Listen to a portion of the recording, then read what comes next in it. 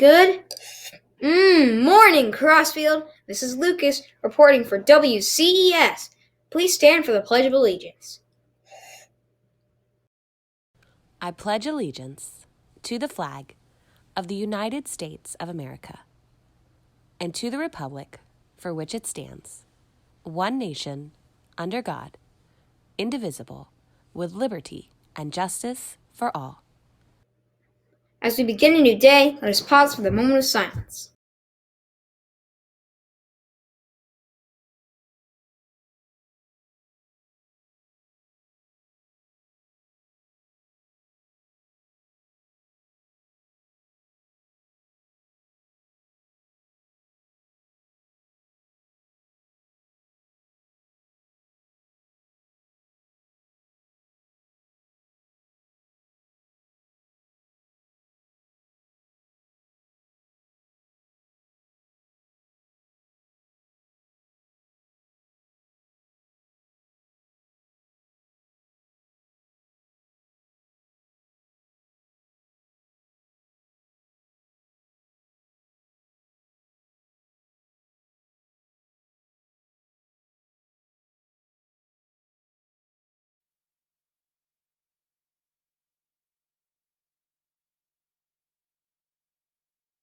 Today is December 8th, 2020. On this day in 2010, SpaceX becomes the first privately held company to successfully launch, orbit, and recover a spacecraft. It's Tuesday, Rockets, and you know what that means. It's time for the joke of the week. What did the big flower say to the little flower? Hi, bud. That does look good. Today is December 8th. It is National Brownie Day. Do you love brownies? No one is quite sure where the first brownie recipe came from, but with butter, sugar, flour, chocolate, and eggs, they are sure hard to resist.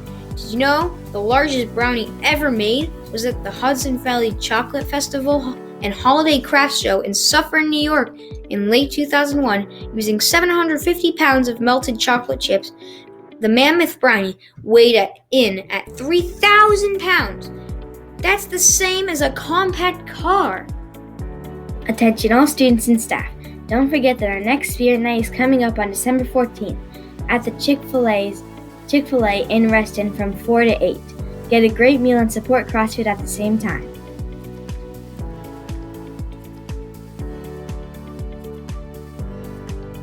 Your computer science word of the day is programmer, a person who writes computer programs. They create and test programs to make sure that they work. You might know somebody in your life that actually is a programmer, or someone who enjoys programming computers.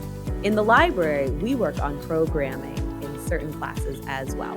So check out some of these awesome coders and see how coding and programming is their superpower.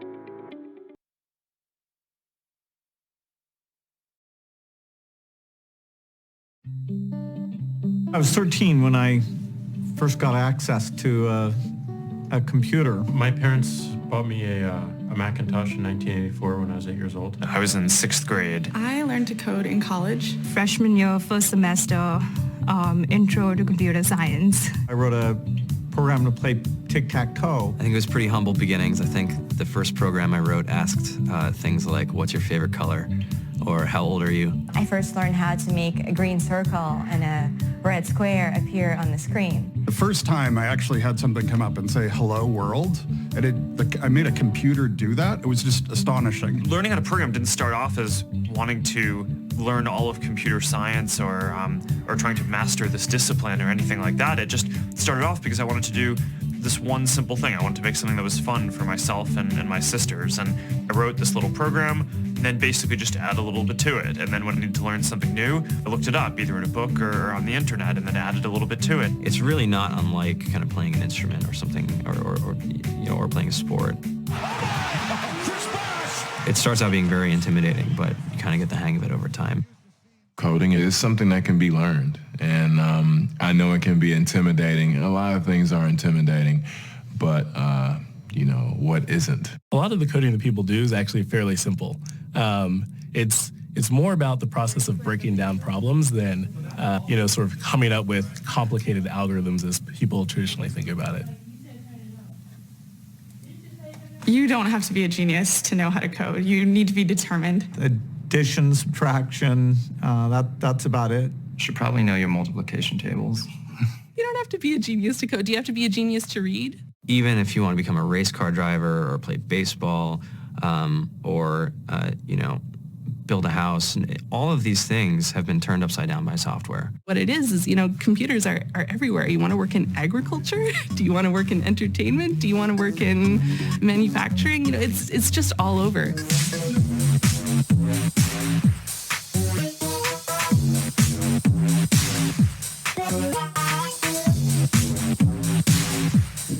Have a terrific Tuesday, Rockets. See you here tomorrow on WCES.